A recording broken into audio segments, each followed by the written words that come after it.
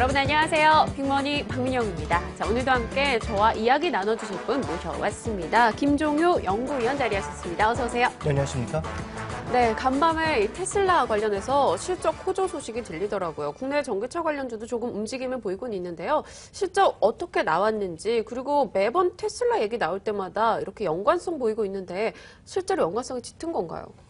뭐 연관성이 없다고 할 수는 없지만 직접적인 연관은 없습니다. 간접적인 연관인 거죠. 네. 직접적으로 연관해 줄 수 있는 기업은 아직 하나도 없고요. 가능성이 제기되고 있는 건 삼성 SDI 하나 정도입니다.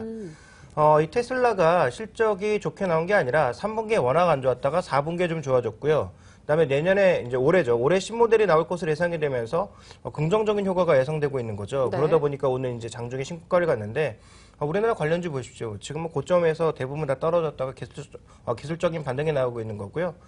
BMW i3 판매량이 늘게 되면 뭐 삼성 SDI 뭐 조금 더 좋아질 수 있겠습니다만 전체적으로 제가 보기에는 좀 시간이 많이 걸린다라는 거죠. 왜냐하면 전기차라는 게 워낙 부가적인 요소가 많거든요. 고속 충전소라든지 네. 부가 시설이라든지 이런 것들도 해야 되고, 그다음에 지금 테슬라 모델을 제외한 나머지 모델들은 한 번 충전했을 때 주행 거리가 너무 짧습니다. 그러니까 실제적으로 이제 사용 용도가 제한적이라는 거죠. 가격도 비싸고요. 그래서 그런 것들을 좀 많이 해결해야 되기 때문에 아직까지 이제 테슬라 효과를 그대로 받을 수 있을 만한 전 세계 종목은 없다라고 봐야 될 것 같습니다. 네, 알겠습니다. 아직 넘어야 할 산 남아있는 과제가 좀 많다라는 생각도 듭니다. 자, 오늘 입장에서 저희가 이야기를 나눠볼 만한 종목들 어떤 것들이 있을지 화면을 통해서 하디시5 종목 확인하겠습니다. 네, 삼성물산 눈에 띄네요. 로일 사업 협력업체 부도 이슈로 한번 출렁이긴 했었죠. 오늘은 이 기대감이 높다라는 리포트, 새로운 긍정적 리포트가 나와 있습니다. 또 차바이오인 같은 경우는 올해 들어 많이 올랐다, 쉬어가는 분위기 보여주고 있고요. 하나케미칼 어제 상승하던 오늘은 약보합입니다. GS건설 대규모 수주 소식, 또 부동산 회복 기대감 등 많은 호재가 겹치고 있는 상황이고요. 네이버는 오늘 급락입니다. 75만 원대에서 70만 원대까지 내려앉고 있는 모습 확인이 되고 있네요.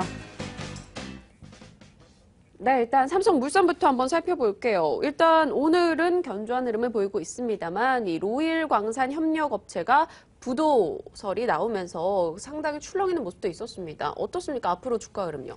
삼성물산을 보실 때는 뭐 단기적으로는 그런 이슈들에 연동돼서 움직일 수밖에 없겠죠. 네. 실적이나. 그런데 장기적으로 봤을 때 우리가 봐야 될 것은 삼성그룹의 전반적인 3세대 연장에 있어서, 그러니까 세 번째 이제 세대로 그룹을 연장함에 있어서 핵심 종목이 될 가능성이 높다라는 점을 보고, 삼성물산 안에 가지고 있는 삼성전자의 지분 가치만 봐도 전체 시가총액의 70%가 넘습니다. 네. 그럼 삼성물산이 지금 망할 기업인가요? 아니요.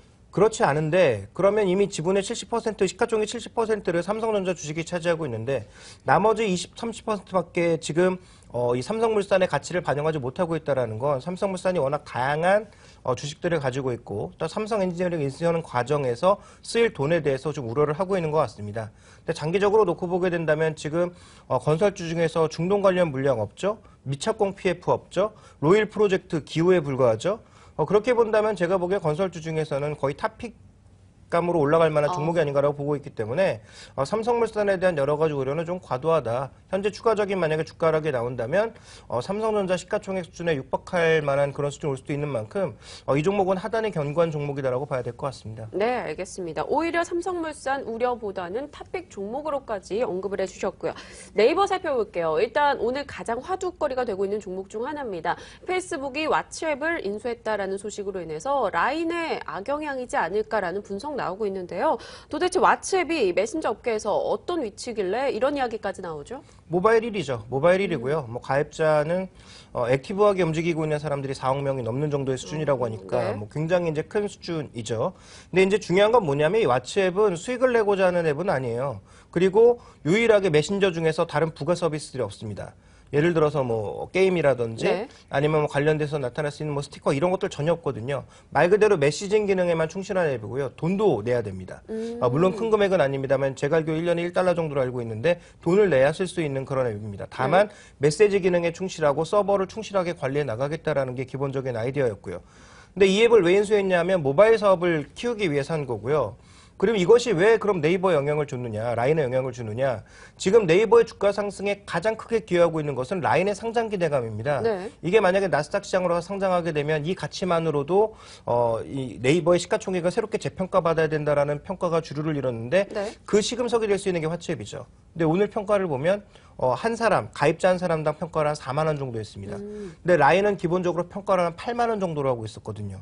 그러니까 이 격차가 너무 크다 보니까 오늘 외국인들 매물 쏟아지면서 전체적으로 상장하면 원래 생각했던 한 뭐 17조 정도의 가치는 너무 부풀려진 거 아니었느냐. 그러면 페이스북이 왓츠앱을 인수하는 과정에서 그 정도 인수했으니까 이게 일종의 선행 지표가 돼서 라인을 인수할 때도 그 정도로 가지 않겠느냐. 그럼 라인이 아주 빠르게 가입자를 늘려나가지 않는 이상 올해 만약에 상장을 하게 됐을 때 현재 지금 고려해 보면 시가총액이 한 17조 정도가 아니라 12조 정도로 확 축소가 될 수 있는 거죠. 그러니까 이와 관련된 부담감을 받으면서 오늘 집중적인 매물을 받고 있다. 이렇게 봐야 될 것 같고요.